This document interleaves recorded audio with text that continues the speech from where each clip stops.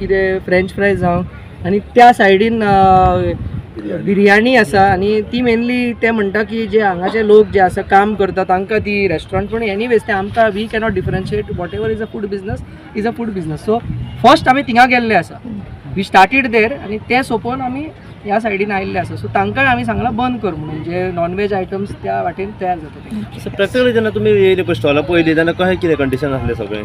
Condition जो आतां आसा तसोच आसा, आमी तांकां कांयच काडूंक किंवा कांयच हात लावंक दिवंक ना, तसोच आसा.